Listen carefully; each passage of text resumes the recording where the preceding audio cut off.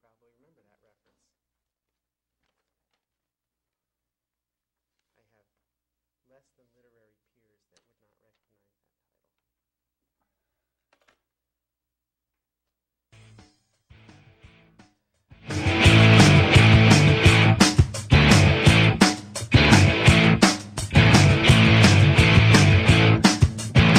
Some people ask me why I dress this way. A crazy drag queen or perhaps you're gay. Is there a point to all these fancy clothes? With all these buckles from your head down to your toes. It's very simple, but I'm just another girl. It's not so easy, but I'm giving it a whirl.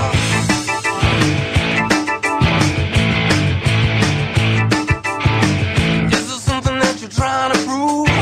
With all the makeup and the way you move, are you looking for some sympathy? No, I'm trying to be the best girl I can be. It's very simple, but I'm just another girl. It's not so easy, but I'm giving it a whirl. Like my martini stripe, cosmos I won't deny. Smoke those long cigarettes. Thank God I'm not dead yet. Done all these crazy things, short of a wedding ring. Just another girl.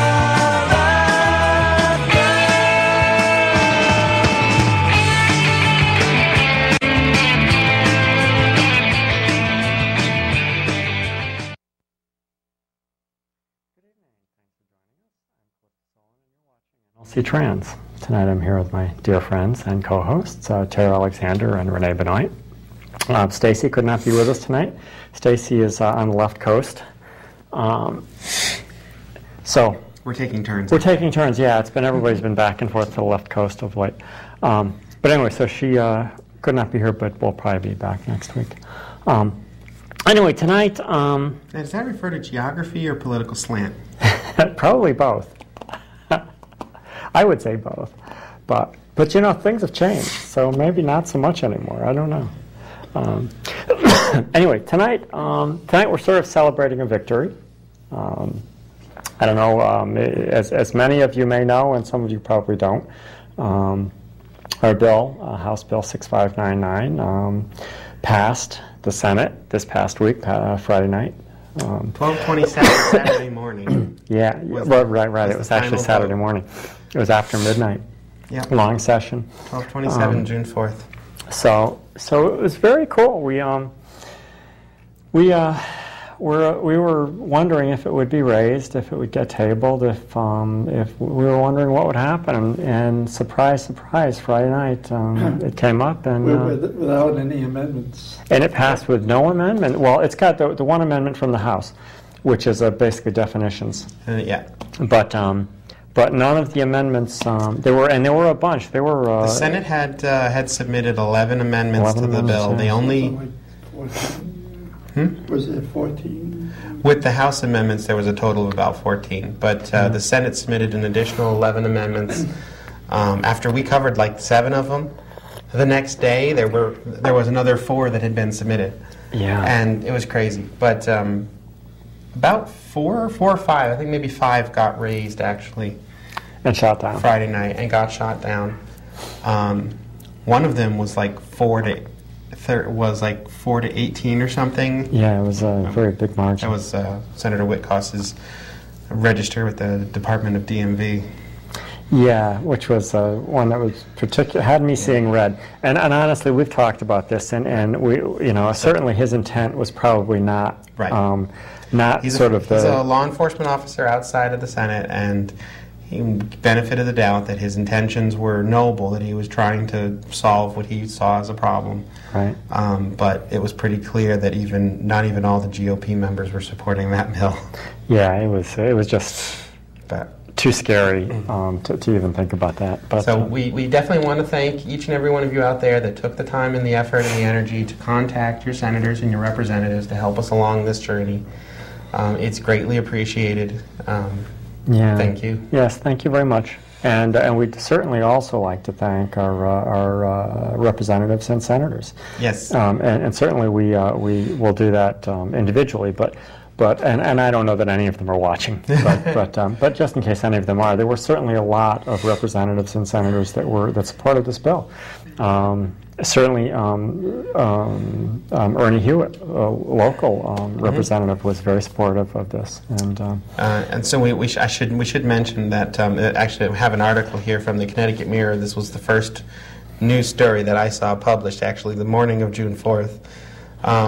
The Senate voted 20-16 early Saturday morning for final passage of a bill outlawing discrimination against people who are transgender, ending a years-long fight in the General Assembly, with Governor Daniel P. Malloy promising to sign the bill as soon as it reaches his desk. There were no GOP votes on the final bill. However, 2 Democrats, Paul Doyle of Wethersfield and Joan Hartley of Waterbury, joined all 14 Republicans in opposing the bill.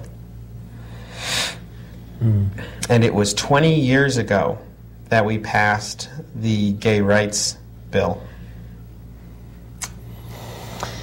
Yeah. 20 years ago. 20 years, wow. So it's really a good thing. If you haven't seen in the local papers, Governor Malloy released a statement and said, "This bill is another step forward in the fight for equal rights for all of Connecticut's citizens, and it's the right thing to do. It's difficult enough for people who are grappling with the issue of their gender identity, and discrimination against them has no place in our society. Connecticut has led the way in other civil rights issues, and I'm proud to be able to support and sign this bill." Yeah. So I'm not sure when the signing is going to actually be. No, that's what we don't know yet. We don't know. That would almost be something I would like to be there for, but sure. But anyway, no matter, we know that he will sign it. Yes. So it's pretty much a done deal. It's passed. So thank you. Yay! Anyway, Many thanks. it's a really good thing. So we've worked hard for many years for this bill, and 2006, 2007, 2008, 2009, and finally this year. Yeah. So it's been a long road, but we're very happy about this, and Yes. And certainly we're going to continue the good fight. But this is one more thing that we and discrimination isn't going to go away because of this, obviously. No. But it's one more thing that's a good thing that. It's a tool that can be used. Yeah, and certainly, it's one of those things. Just having this, and the fact that this passed, that the people of Connecticut wanted this, and I know there were a lot of people out there that didn't, but the truth of the matter is that the majority of the residents of this state wanted this, right. and our legislators wanted this. And I think it sends a message that it's not okay to discriminate against us. And we've seen what happens when these kind of things get shot down in legislatures. It's happened before. And it sort of sends this message that it's okay, that somehow we're not quite human and it's okay to mistreat us. And along the same lines, there was legislation recently in Maine excuse me, to repeal the transgender protections that they extended to their citizens in previous years, and that also actually got shot down recently.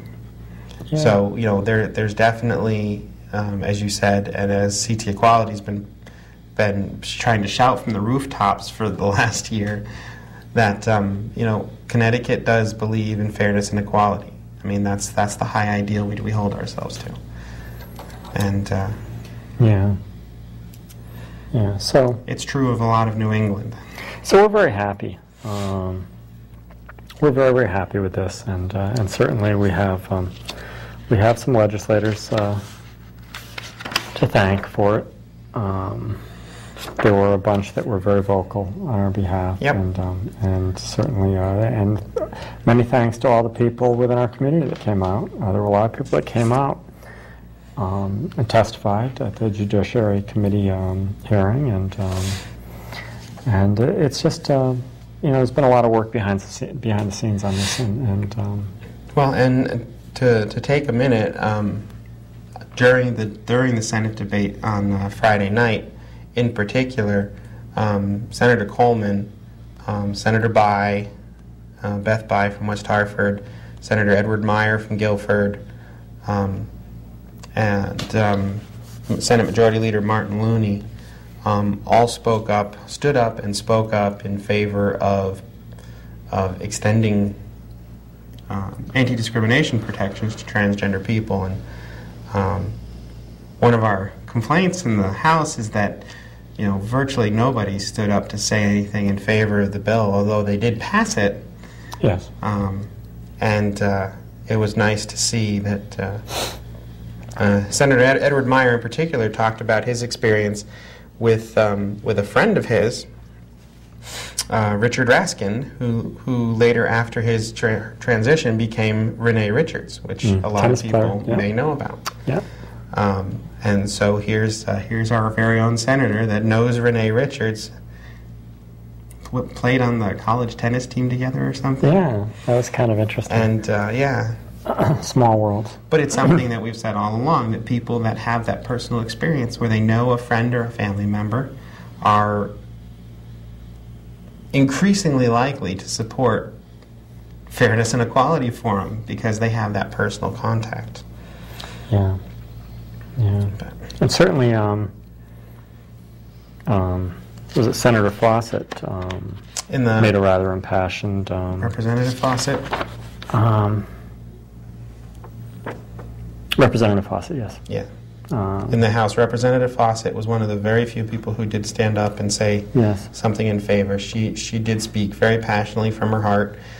She talked actually about how her Christian faith was the reason she was voting for the bill.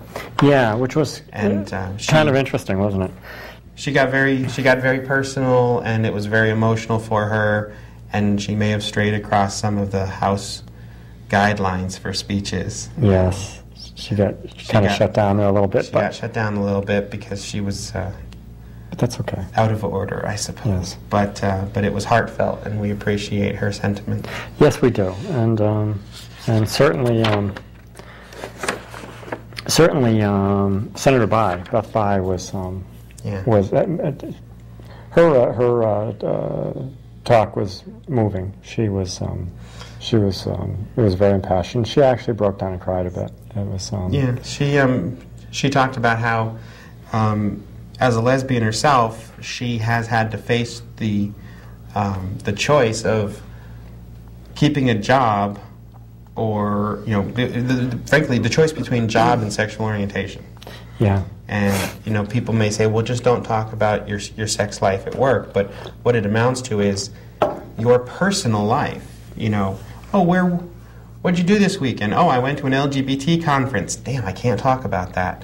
I went to, oh, I got to, my partner and I can't talk about that. It's not just sex. It's really your entire life outside of work. And honestly, more than people realize, it filters into work. Yeah. Yeah. So she certainly was, she was a friend in all this, and certainly was... Another one who brought enlightenment to the whole legislature members was Representative Schofield, when she enlightened them about... Yes, the medical backing for... The medical backing of the... yes, that's right. I forgot about that. I'm glad you remembered that. Yes. Yeah, she was a very powerful Informative, speaker. Yes. As a nurse outside of... Yes. Right. Outside of the House. A few years back, she was a nurse. Yep, and she has that history, and she went to draw upon that history, and she started listing a bunch of the things that we talk about in some of our discussions with schools and companies and stuff. Started listing the different types of things that can go wrong during the development of a baby, and without getting into any kind of graphic detail, some of them are like 1 in 200. One in 200 boys actually have a urethra that doesn't end where it's supposed to. Yeah. It's amazing. this whole black and white thing has never been black and white. Yeah. And most of the chromosomal issues are like 1 in 1,000, 1 in 2,000, 1 in 2,500 births. Yeah. Is a trisome or a monosome, meaning there's only one sex chromosome or there's 3. Yeah. So trying to define what male and female is either by your chromosomes or by your physical anatomy really are inadequate definitions, because nature does provide a much broader spectrum than people realize.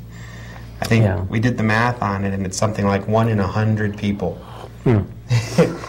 has something in that developmental spectrum that would place them outside of the norm. Yeah.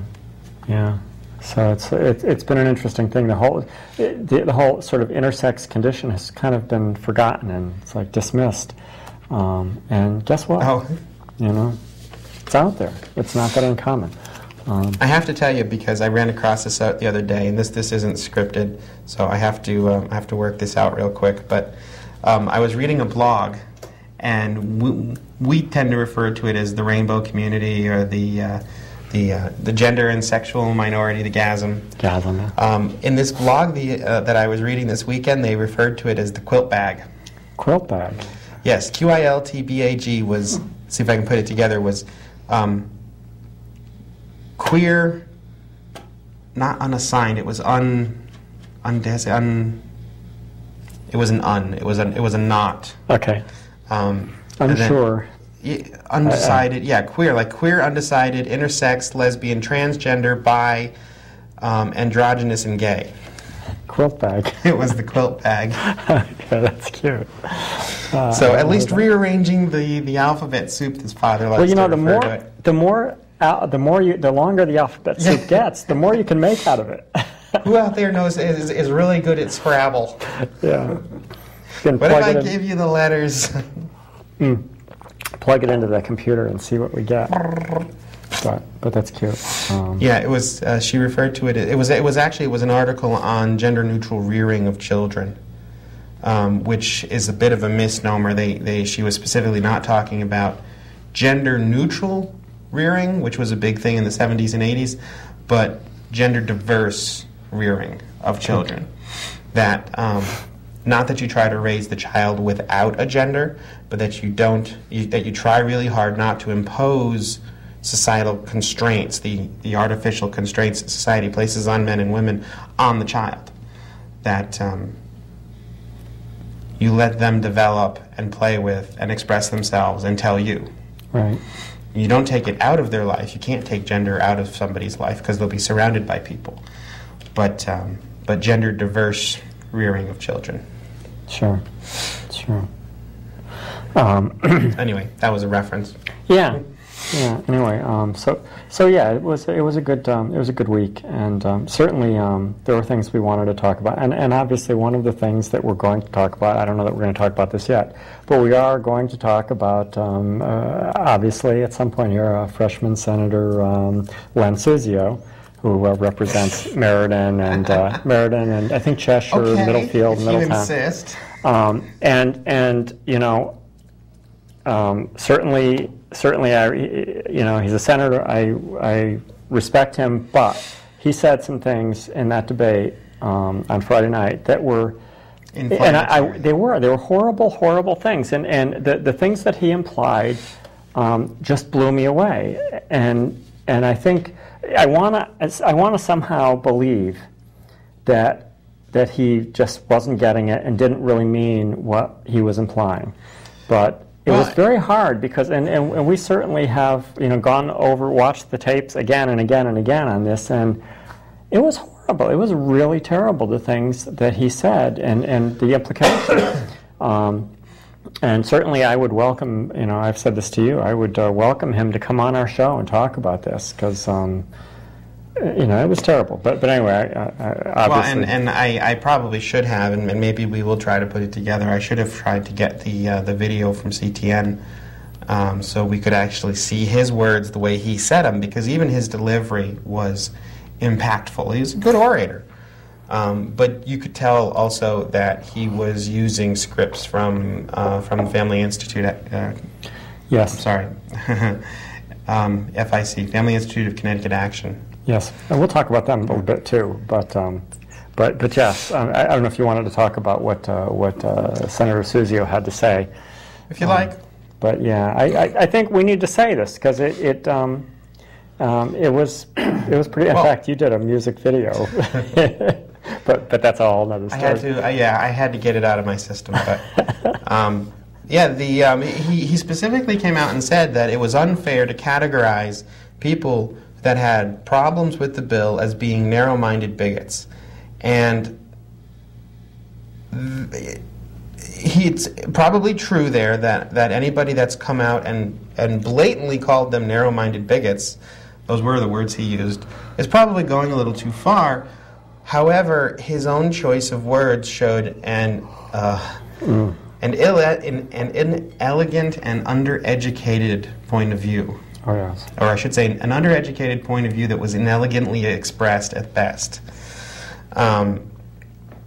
He was talking about the incident we showed a couple weeks ago, and we're going to show again tonight. The Baltimore incident. The beating in the Baltimore McDonald's, which is a vicious and disturbing video. So we will warn you that if you're upset by violent images, then when we get to the clip, we'll let you know, so you have an opportunity to leave the room and come back about 3.5 minutes later. Should we do the clip first? Should we? If you like, it's up to you. I don't know if you wanted to go into this or wait for the clip and then go into it. All right. Well, why don't we go into the clip? If anybody wants to leave the room, please do, because it can be considered a disturbing clip. But this was an attack on a transgender woman in McDonald's a few weeks ago in Baltimore.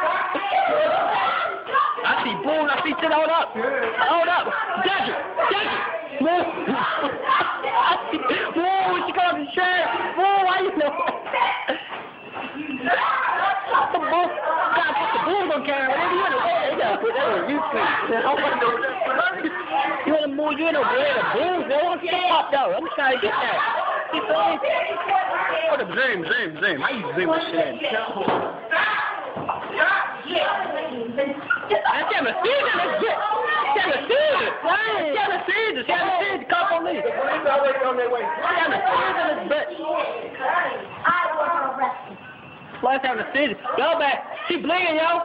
She bleeding. I'm out bleeding. But she having a fucking seizure, yo. Police be having a seizure. She having a seizure right now. She need help right now. They on their way. She having a fucking seizure. Y'all better get the fuck up out of here. I need to go. She having a fucking seizure, yo. Y'all need to go. Go in, yo. Oh, where your phone at? Right there. Y'all need to go before the police come, yo. Yo, go ahead, yo. I'm not having no fucking stage on the floor.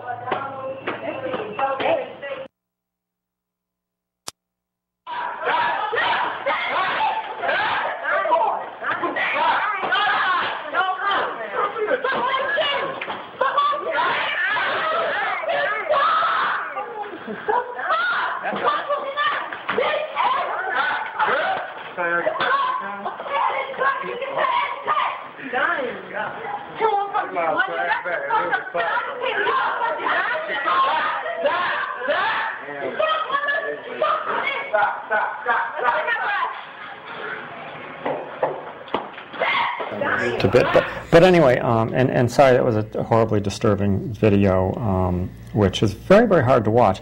But it's important because this incident was what Senator Suzio was talking about, yes, and made a lot of references to this, and so we sort of wanted to show that. That's the context in which, on the floor of the Senate, he said the following words: "A few weeks ago in Baltimore, a transgender person, a male to female transgender person, was viciously attacked.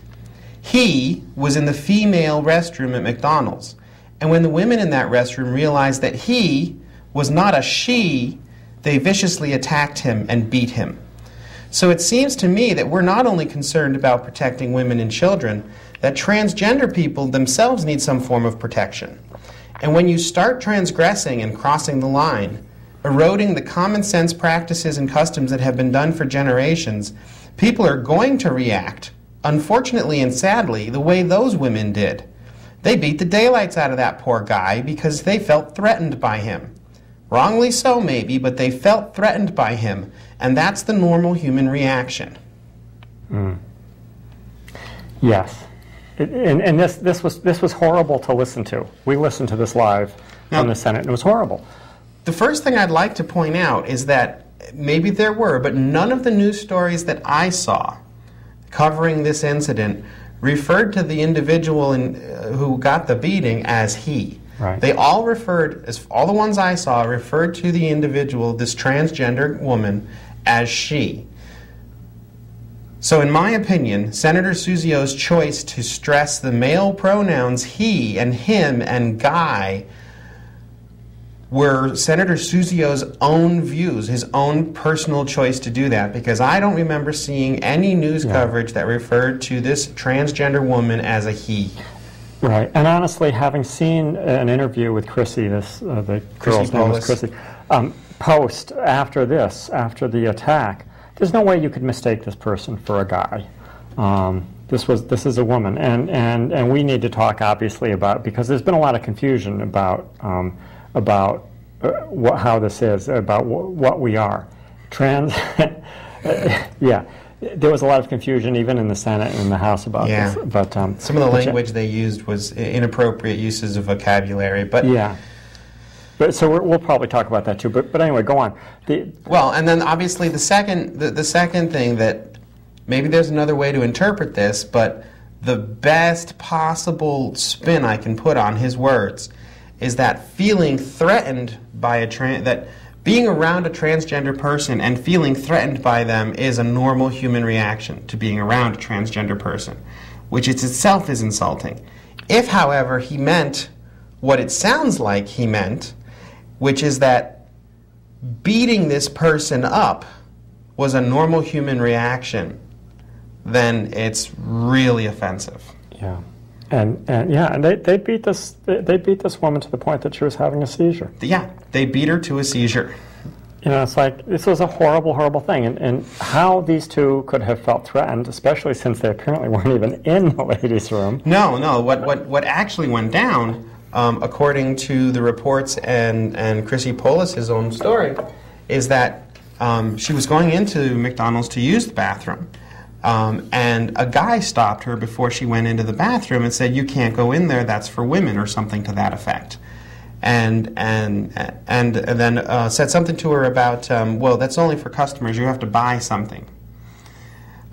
Which I did not think was McDonald's policy, but regardless. She said, "Well, not right now, I really need to pee first. Talk to me when I come out." She went in the bathroom, did what she needed to do. On her way out, these two girls approached her, one being a minor, and demanded to know, what are you doing talking to my man? Yeah. And that's how it got, apparently, at least according to Chrissy, that's how it got started.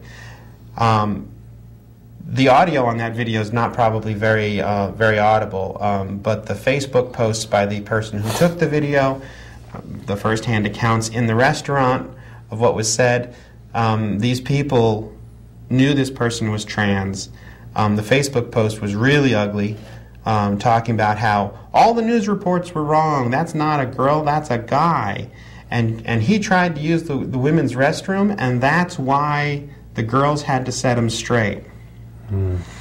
So, you know, the fact that Senator Suzio would use such similar language, you know, it's disturbing. It's really disturbing that he would even imply, you know, I mean, I know he doesn't want to be considered a narrow-minded bigot, but the implication that a transgender woman is a he is narrow-minded, and the implication that the normal human reaction when feeling threatened by a transgender person is to beat them unconscious is unconscionable. Yeah. And it's not representative of the kind of ethics we'd like to see from our senators. Yeah.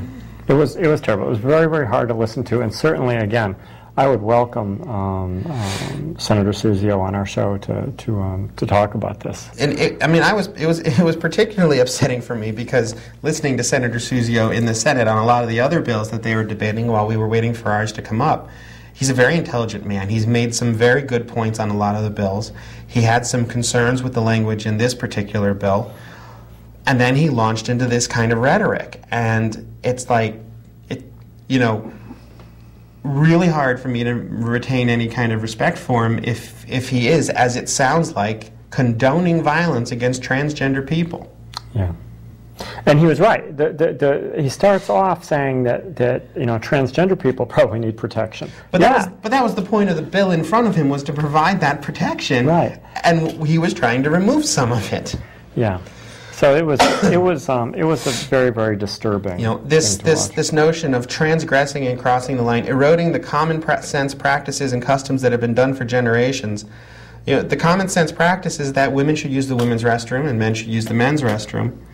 And the state of Connecticut in the CHRO ruling in 2000 said that you should use the bathroom of, it's the rule of least astonishment. Which bathroom would people be least astonished to see you walk out of?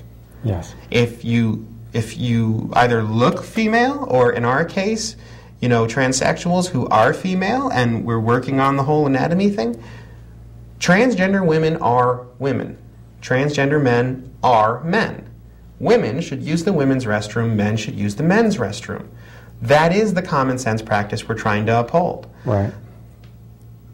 This notion that somehow letting a transgender woman use the women's restroom goes against the customs that have been done for generations, and this wording is not exact, but it definitely comes out of the FIC action literature. Yeah. Yeah, it's kind of bizarre. It's like, where did you expect Chrissy to go, in the men's room? Yeah, I mean that's the alternative. That's what the bathroom amendments would have done, would be to allow the proprietor of the restaurant to tell Chrissy, no, you can't use the women's restroom. You have to use the men's restroom. So what? When she comes walking out of the men's restroom, do the boyfriends get to beat her senseless? You know, you think she would have been any safer in there? Yeah, certainly the on top of which, as you could plainly see, the attack didn't happen in the bathroom, it happened in the restaurant. Yeah. The rule of least astonishment makes sense. It does. It makes complete sense. Which is why the CHRO made that ruling a decade ago. Yeah. There again, those two girls never entered the... They never entered the bathroom. Yeah. No. Yeah. So it was the whole thing was pretty crazy, and so yeah. So basically, Senator Suzio's facts were given wrong, but yeah, that's all right. But yeah, it was very, very difficult to listen to that. They beat the daylights out of that poor guy because they felt threatened by him, and that's the normal human reaction. Yeah, right. Yeah, even if you were feeling threatened, at the point that this person's lying on the floor, Twitching going in a convulsion. running back in and kicking this Chrissy in the head. Yeah. Yeah, boy, there was some real threat there, wasn't there? As she's sitting there on the floor trying to pick her things up, holding her head, rocking back against the wall. Yeah. It was disturbing. And yes, and Senator Suzzio he just went way off on this, and it was crazy. There were a lot of people that had things to say about the bill and why they wanted to add an amendment or change the language. A lot of the GOP representatives and senators elegantly expressed concerns about the language and concerns about the social impact. None of them had to resort to insulting Chrissy by calling her a he, or by insinuating that if you feel threatened by a transgender person, it's a normal human reaction to assault them. Yeah. And it was very disturbing. Very disturbing. And yeah, we were very inflamed by that Friday night. The good thing is that his words in the end didn't really matter because our bill passed. And I honestly was a little surprised that nobody in the Senate climbed on him for that. I think at 12 o'clock at night, most of them just wanted to get to the vote. They wanted to vote on it and go home. I get that, but it was sort of like, wow. I was a little surprised that somebody didn't shut him down. Well, again, there's potentially other interpretations, but those are transcribed from the video, his words, and maybe there's another interpretation someone can bring to the table, but. Yeah, and possibly we can even get that video and get it on. CTN's good if you give them credit. Yeah, so we'll probably get, at some point, maybe next week, we can get that video and show you. And certainly we're not going to beat a dead horse on this. Obviously, we got our legislation. Excuse me. We got our bill passed. We're very, very happy about that. This is a victory. Obviously, we want to talk about the FIC a little bit. They're very unhappy. They're very unhappy. They feel Connecticut is now a less family-friendly state. Yeah. And again, like you've said repeatedly, a lot of the language comes from them. They've said a lot of these things, and a lot of the things that they have said are just absurd. They're absolutely absurd. But they have certainly been sort of fostering this idea that a transsexual woman or a transgender woman is a man. Yes. And it's the whole thing. It's crazy because obviously, we don't really want men in the ladies' room or women in the men's room. I tend to agree with that notion. And we just want to be left alone. I just want to go sit down and pee and then leave. Wash my hands and leave. Yeah. Wash your hands. Good public policy. Yeah. But it's like it just makes no sense. Well, twice we had those people on from the Public Health Bureau, so I was thinking they'd appreciate a reminder to wash your hands when you leave the bathroom. One minute probably watch it. So don't spread germs. Anyway, Peter Wolfgang and the FIC, they're very unhappy now that they have called this a huge loss. Their first huge loss in so many years, and apparently they're forgetting, I forget what Diane said, it was the same-sex adoption bill or something that passed a couple years ago, the fact that the legislature actually passed same-sex marriage law here in Connecticut. People like them, they tend to forget that it was legislatively passed. Yeah. The court ruled it unconstitutional, and the legislature responded by passing it into law. Yeah. Anyway, I'm not unhappy that the FIC is unhappy. Honestly, I wish them no ill will. But the truth is, they've said a lot of really awful things about us, and they have been insinuating all along that we're sexual predators, that all transsexuals are sexual predators. They've insinuated that all men are sexual predators. Mm-hmm. Just waiting for an opportunity to get at your son or daughter. Yeah. Their rhetoric completely ignores the facts about the real dangers kids face of sexual abuse. Yeah. The real dangers kids face. And these numbers are believed to be low by the Connecticut Sexual Assault Crisis Service. that 1 in 4 girls and 1 in 6 boys by the age of 18 will be sexually assaulted, and over 95% of them will be assaulted by someone they consider a friend or family member. Yeah. It's a tough thing to hear, but that's the reality of the situation. That's what's actually happening. That's not a fear of a 1 in 1,000 potential chance. Right. That's what's happening right now. Exactly. How many kids are in Connecticut? Divide by 5, or take 5% of that. Yes. So it's much. And then look at their friends and family. Yeah. So honestly, as all the awful things that people like Peter Wolfgang have said, the truth of the matter is that that it's not. You know, when Mr. Wolfgang walks in, I don't know if he has a son or not. I think he and Lindsay have kids. But when he goes into the men's room with his son, it's not the transsexual in the next stall that they have to worry about. You know, it's really not. And I resent the fact that they've insinuated, you know.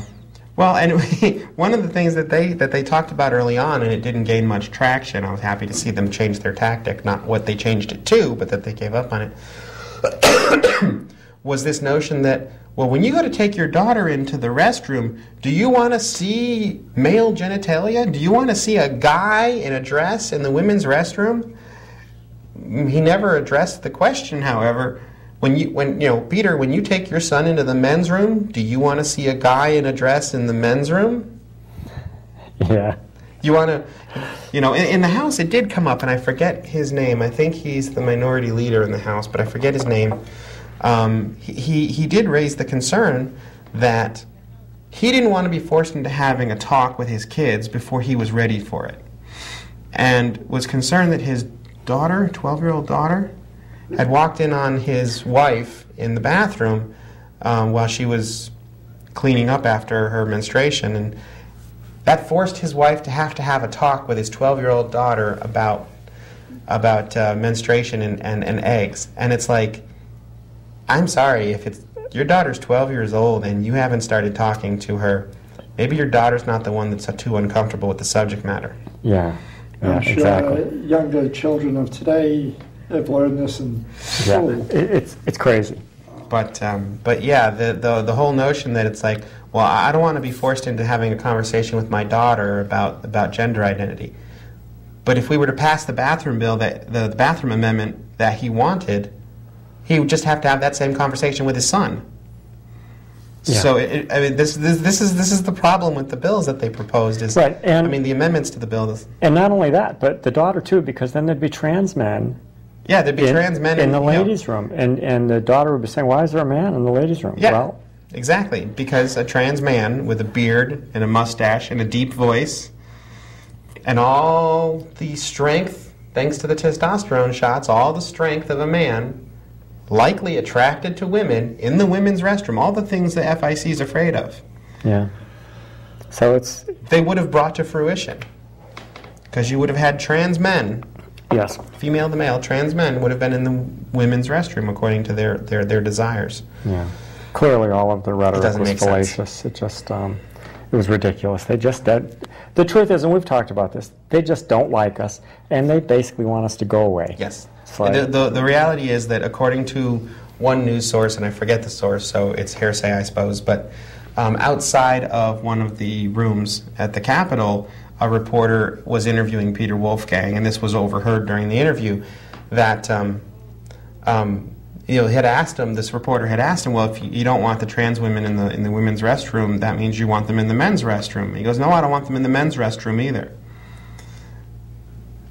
Okay, and when I go to McDonald's and I need to pee, where do you want me to go?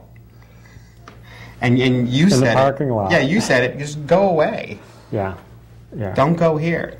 The bottom line is, and certainly Peter Wolfgang has not said this, and the FIC has not said this, but I have heard these words uttered before, basically, just go away, fall off the edge of the earth, die, kind of thing. Yeah. No, the GOP healthcare. Well, that too, yeah. No. But yeah. So anyway, I don't want to beat a dead horse. Well, obviously, we're very happy the bill passed. Yeah. And I'm sorry if the FIC has suffered a major defeat.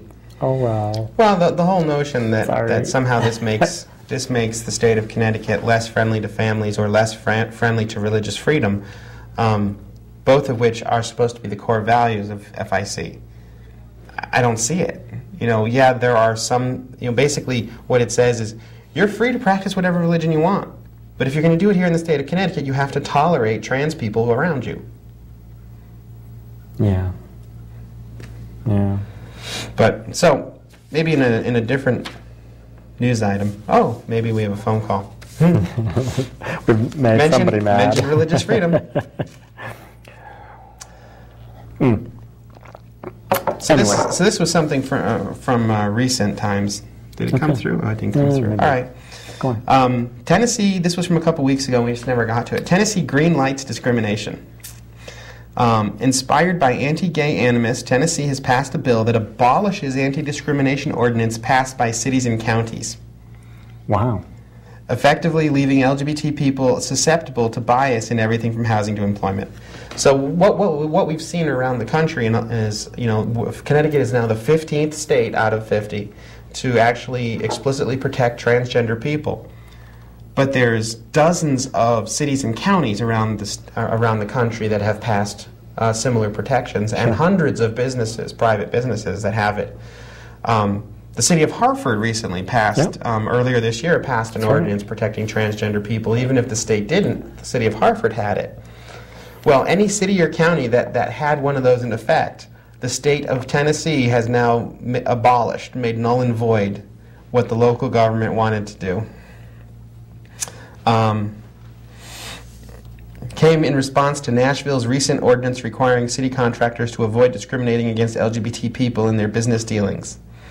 This new bill reverses city and county enacted discrimination bans and prevents them from being passed in the future.